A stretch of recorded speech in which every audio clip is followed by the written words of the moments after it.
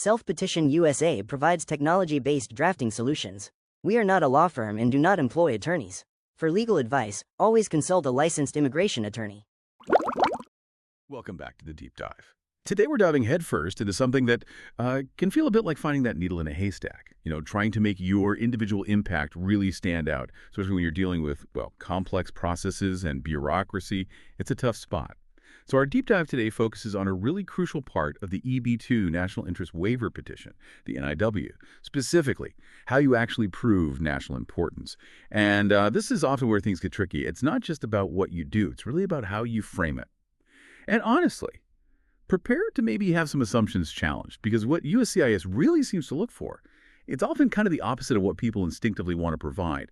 We've pulled all this from looking at tons of requests for evidence letters, RFEs, loads of administrative appeals office decisions, the AAO ones, and even insights from training an AI model, self-petition AI, on those non-precedent AAO decisions.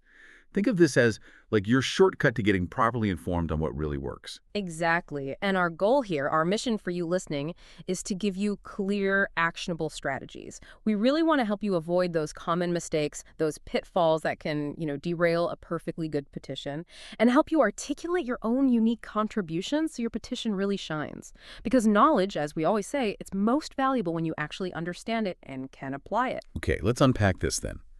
A huge reason, maybe the primary reason, so many EB-2 NIW petitions hit a wall, often leading to that RFE letter or even, an outright denial. It's failing to clearly prove national importance. It sounds like it should be straightforward, right? If your work's important, well, it must be nationally important. But why is this specific part so hard to nail down? That's a great question. And it really is where most applications stumble. Our analysis, looking at all those past decisions and what the AI model kept highlighting, it showed that proving substantial merit, that's usually okay. People manage that.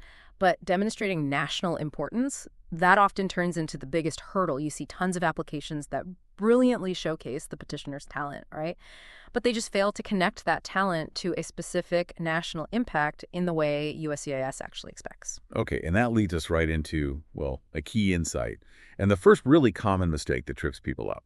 A lot of petitioners, and they mean well, they claim their work benefits an entire industry. They try to use that to show national importance. And on the surface, that sounds incredibly impressive, doesn't it? Saying your work impacts a whole sector. But here's where it gets interesting. It does sound impressive, yeah. But what USCIS consistently signals through its decisions is that focusing on the whole industry, that's actually a big misstep. They just don't consider an industry's overall importance in this context. That kind of argument belongs elsewhere, maybe under labor certification rules. For NIW, their focus is laser sharp. It's on how your specific actions can help national interests. What impact will you as an individual have? And honestly, suggesting one person, no matter how brilliant, can transform an entire industry, USCIS tends to see that as, well, unrealistic. It raises a red flag more than it impresses. So, rule number one from the analysis, don't talk about the industry. Talk about your specific individual contribution within it. Okay. That's a really vital distinction. It's about your fingerprint, not just the playground you're in. And building on that, we get to the second common mistake, which is petitioners, or maybe their lawyers, making these kind of vague claims about the petitioner themselves, not clearly stating specific contributions. They talk broadly, expertise in the field, importance of the work, but not the concrete, unique impact. And this broad framing, our data shows, is like the second most common reason people get hit with an RFE. Precisely. And to make this really practical, the source material actually gives a great little self-test you can use. If you're drafting your petition and you're not sure if you're falling into this trap, just ask yourself this. Is the impact I'm describing a direct result of my specific actions? If the answer is no, or if it's kind of fuzzy, then you absolutely need to get more specific. Sharpen those arguments. If your petition is written so broadly it could describe dozens of other professionals in your field, it needs work. USCIS wants to know what you uniquely bring, not just that you're playing in an important sandbox. Right. So, okay, what does this mean for someone, like, right now, putting their petition together? It means getting really specific, down to the details, and to really show you what works and what absolutely doesn't, to highlight these, like, subtle but critical differences. Let's dive into some really powerful examples. Straight from the cases we looked at, this is where the theory hits the road. Okay, to really nail this down, let's look at a super clear scenario. We're going to compare 3 different ways someone described national importance, all for the same petitioner. This person, Their plan was to create software for electric vehicle charging, EV charging, and battery management. The goal: to stop grid overload, make energy use smarter, and importantly, help avoid those really expensive hardware upgrades for cities, for homeowners, a very relevant field, right? Oh, absolutely. And this case study is perfect for seeing the nuances. So we'll start with two flawed approaches, the ones that consistently led to RFEs and denials for this person. Then we'll switch gears and look at the successful method, the one that actually got the green light. 2 roads to rejection, 1 path to approval. Let's see the difference. Okay, let's jump into scenario 1. This is the first attempt. And it claimed the petitioner's work would basically solve the entire nationwide infrastructure problem. Big claim. Classic example of what not to do, the kind of thing that triggers an RFE. The petition argues something like, creating a safe, reliable way to charge EVs at home is important. Lowers chances of fires, protects lives. The U.S. needs to invest $150 billion annually for grid upgrades. Smart logics like mine provide economic efficiency by cutting these costs. And then tie this to national goals: safety, economy, energy security. Right. Now, why was this a problem? Well, if you look through that USCIS lens, it's pretty clear. The statement didn't center on the petitioner's individual contribution. Not really. Instead, it made this huge, sweeping claim about cutting massive infrastructure costs, basically claiming impact equal to the entire EV industry upgrade. It even mentioned that specific, huge number, $150 billion annually. For one person, it's unrealistic. USCIS sees that, recognizes the scale is off, and it raises concerns. It shows a lack of focus on the petitioner's actual role. Yeah, way too broad. Too ambitious for one person to credibly claim. Okay, so let's look at scenario 2. This was the second attempt, also incorrect, also triggered an RFE. This time the approach emphasized the industry's importance rather than the specific impact of the petitioner's own planned actions. This version said something like, fast EV growth is a major challenge for the U.S. grid. Rising demand could overload it. Needs smart charging solutions. These advancements prevent blackouts, lower costs, improve efficiency, supporting national goals. Okay, so you can see it's different from the first one, but still problematic. Why? Well, it did a good job describing a real significant national problem: grid stability, EV growth, all that. Very important. But it completely failed to outline the petitioner's specific actions to tackle that problem. It highlighted the field's importance generally, talking about smart charging solutions and these advancements in the abstract. But it never made that concrete link. What would the petitioner actually do? USCIS needs that direct line, from the individual to their work, to the specific solution, not just a description of the problem and generic fixes. Right, still too vague about the individual's contribution. Okay, so 2 tries, 2 denials. The claims were either way too broad or too fuzzy about the petitioner's specific role. But here's where it gets really interesting and honestly quite instructive. What happened next? After that denial, the petitioner refined their arguments again. They used a different method. And this one, it worked. It was successful. The revised petition focused intensely on the petitioner's specific actions, the impact beyond just their employer, and critically, on measurable results. They really got down to the numbers, made it undeniable. Exactly. This is where you see the real power of specificity, of quantification. It transformed a weak petition into a really compelling one. So let's break down that successful approach, scenario 3. This is the correct way, focusing on future actions and specific, measurable impact. We'll use the actual facts and figures from the source. So first off, the revised petition stated clearly that the petitioner's solutions mitigate the need for costly infrastructure upgrades. Straight away, tangible benefit. And it specified who benefits: municipalities, utility companies, and consumers alike. Broad impact, but tied to the solution. Okay, direct benefit. But how did they quantify that? That seems to be the key missing piece earlier. How did they show the national scale in numbers?